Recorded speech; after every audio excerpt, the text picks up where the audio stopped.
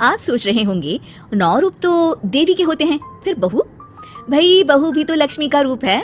तो जब बहू के पैर पड़ने से घर में समृद्धि आती है तो और क्या क्या होता है जरा देखिए। रामलाल और श्यामलाल 2 भाई थे। दोनों बड़े ही प्यार से साथ ही एक ही घर में रहते, लेकिन दोनों की बीवियों का रवैया एक दूसरे के लिए बिल्कुल ठीक नहीं था। एक दिन रामलाल की बीवी कहती है, अरे रमा, ये क्या कर दिया? सारा कचरा पूरे घर में फैला दिया। माफ करना दीदी, मैंने रखा तो एक ही जगह था, लेकिन हवा इतनी तेज चली कि उड़ गया। अभी उठा देती हूँ। हाँ जल्दी करो। और एक बात, अब भाई साहब से बोल देना कि 2 रसोई कर ले। पता तो है मेरा बेटा सोहन बड़ा हो गया है, अब लड़की वाले भी आने लगे हैं, तो उसकी शादी हो ही जाएगी इस साल। हाँ दीदी, मेरा बेटा विहान भी तो बड़ा हो गया है और उसकी भी तो शादी होनी है। ठीक कहती हैं आप। अब हम ऊपर वाले तल्ले पर शिफ्ट हो जाएंगे। मैं विहान के पापा से बात कर लेती हूँ। बात नहीं करना, शिफ्ट होना है, क्योंकि मैं अब साथ नहीं रह सकती। हाँ दीदी, ठीक है ना। फिर क्या हो जाते हैं एक घर के, एक परिवार के 2 टुकड़े और 2 रसोई, दोनों के बेटों की शादी। और फिर शुरू होती है कहानी। अरे मेरी बहू तो ढेर सारा दहेज लाई है। ये देखो, बड़ा टीवी, एसी, कार और गहने भी। दीदी ये तो बहुत अच्छा है, लेकिन है कहाँ आपकी बहू? अब वो सो रही है, थोड़ी रिजर्व टाइप की है ना, अपने ही कमरे में रहती है और ज्यादा बात भी नहीं करती। तभी रमा की बहू की आवाज आती है, माँ कहाँ है आप? जल्दी आइए, नाश्ता ठंडा हो रहा है और मुझे भी भूख लग रही है। आ रही हूँ बेटा, रुक। दीदी चलूं क्या? ये लड़की मेरे साथ ही बैठकर खाती है, वैसे भी भूख लगाई है। ये बोलकर वो चली जाती है। तभी श्यामा की बहू बाहर आती है और बाहर की ओर जाने लगती है। अरे बहू, कहीं जा रही हो क्या? क्या है माँ जी, बिना बात की ठोका मत करो। जा रही हूँ मैं। वैसे भी मेरे पापा ने कार घर में रखने को तो नहीं दी है ना। अरे नहीं बेटा, बिल्कुल बिल्कुल, घूमो। मैं तो कहती हूँ मुझे भी साथ लेकर जाया करो, साथ ही घुमा करेंगे। अरे नहीं, मैं आपके साथ बिल्कुल भी कंफर्टेबल नहीं हूँ। वैसे भी मैं शॉपिंग में जा रही हूँ, कहाँ आपको टांगती फिरूंगी। ये बोलकर श्यामा की बहू निकल जाती है। तभी उसके कान में ऊपर वाले तल्ले से हंसने की आवाज आती है।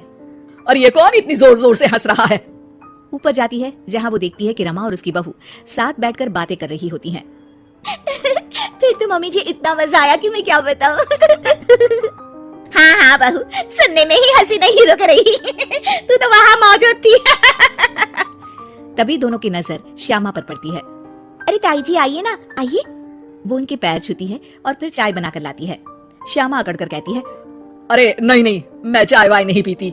बस हंसने की आवाज आ रही थी तो सोचा बता दूं कि टीवी की आवाज धीमी कर लो। अरे टीवी, वो देखो दीदी, धूल खा रहा है, वक्त ही नहीं मिलता देखने का।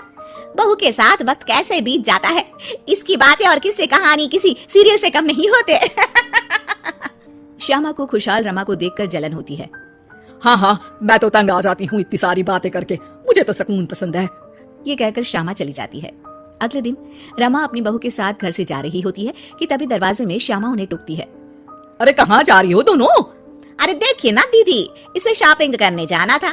मैंने कहा अकेली चली जा, तो कहने लगी मम्मी जी आप घर में अकेले बोर हो जाओगे ना, आप भी चलो हमारे साथ। अरे अब इस उम्र में तू कहाँ घूमेगी? अब देखते हैं दीदी, जहाँ ये लड़की घुमा दे। मेरी बहू भी कल गई थी कार चलाकर। हाँ। तभी रमा की बहू कहती है, ताई जी मुझे तो कार चलानी नहीं आती, लेकिन हाँ इस सुहाने मौसम में मम्मी जी को स्कूटी की सैर करा देती हूँ। श्यामा का मुंह बंद हो जाता है। वो अपने कमरे में चली जाती है, जहाँ उसकी बहू बैठकर अकेली टीवी देख रही होती है। बहू तू भी कुछ बातें किया करना, मैं अकेले अकेले बोर हो जाती हूँ। तो क्या मैं यहाँ आपको एंटरटेन करने आई हूँ? देखिए मम्मी जी, मैं तो सिर्फ ये कहना चाहती हूँ कि ये टीवी मेरे पापा ने दी थी, तो ये टीवी कल तक मेरे कमरे में लग जानी चाहिए, समझिए आप। ये बोलकर वो वहां से चली जाती है। श्यामा सोच लेती है कि वो अब ये सारी बातें अपनी बेटी को बताएगी। शाम को उसका बेटा जब घर आता है, अरे देख बेटा, तेरी बीवी सारा दिन अपने कमरे में रहती है, न बात करती है न चित। मैं बूढ़ी सारा दिन भूत की तरह अकेली घूमती रहती हूँ घर में। अरे माँ, मैं क्या बोलूँ? मैंने कई बार उसे बोला कि सबके साथ उठा बैठा करो, हंसा बोला करो और मिलकर रहो, लेकिन वो कहती है कि उसका मन ही नहीं करता। अरे क्यों मन नहीं करता है? ऐसा क्या हो गया? माँ तुझे याद है, उसके पिता ने कार देने से मना कर दिया था, कहा था कि उनके पास पैसे नहीं है, साथ ही तेरे सामने हाथ भी जोड़ा था, लेकिन कैसे तूने उसके पिता के साथ बुरा व्यवहार किया था। उन्हें कहा था कि पैसे नहीं है तो किसी भिखारी से शादी कर दो अपनी बेटी की। हाँ बेटा, तभी तो आज दरवाजे पर इतनी लंबी कार खड़ी है। बस माँ, तो अब तू उस कार से ही बात कर और उससे मन लगा, क्योंकि पिता की आंखों का आंसू आपकी बहू के दिल तक उतर चुका है और आपकी इज्जत उसकी नजर में। अब श्यामा को समझ आता है कि कुछ निर्जीव चीजों से घर भरने से अच्छा है कि सजीव चीजों से जिंदगी भरी जाए।